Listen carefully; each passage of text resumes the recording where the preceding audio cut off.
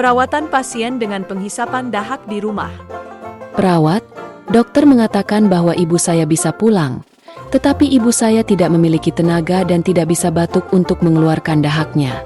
Apa yang harus saya lakukan di rumah?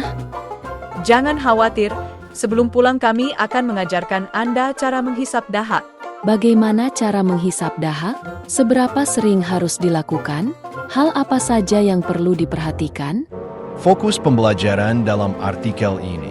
1. Mengapa diperlukan penghisapan dahak di rumah? 2. Peralatan apa saja yang perlu disiapkan? 3. Bagaimana cara melakukan penghisapan dahak? 4. Apa yang harus diperhatikan setelah selesai menghisap dahak? 1.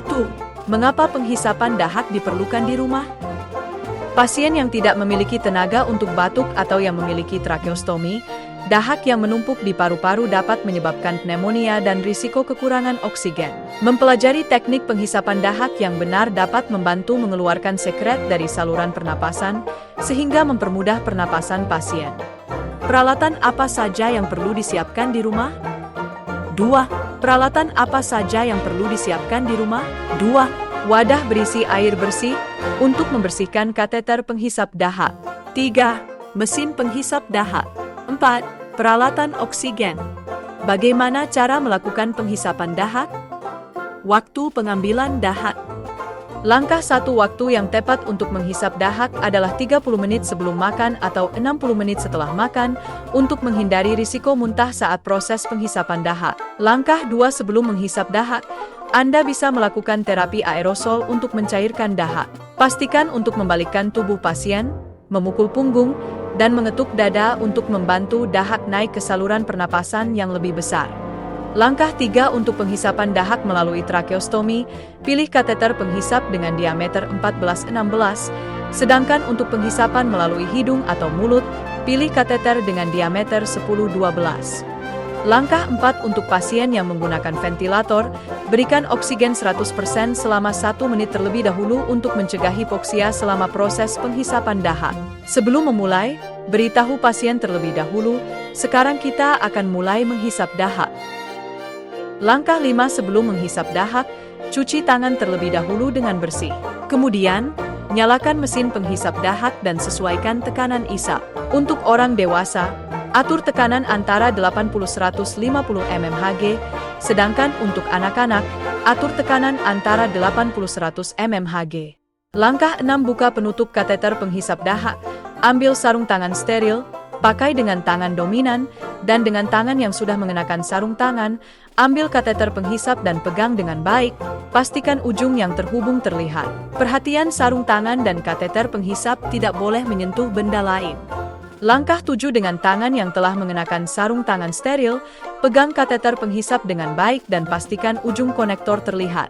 Gunakan tangan lainnya untuk menyambungkan kateter ke selang hisap. Langkah 8 urutan penghisapan dahak untuk pasien dengan trakeostomi 1.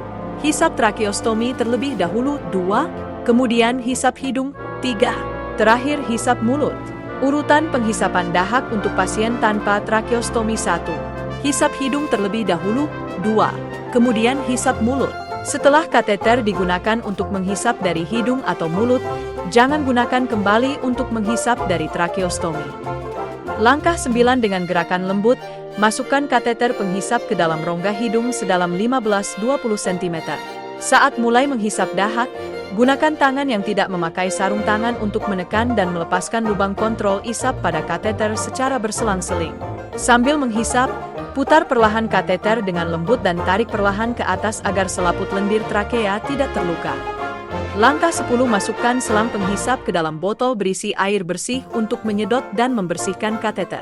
Jika volume cairan limbah dalam botol penampung dahak pada mesin penghisap melebihi setengah kapasitasnya, segera buang agar tidak mengurangi efektivitas hisapan. 4. Hal yang perlu diperhatikan setelah selesai menghisap dahak.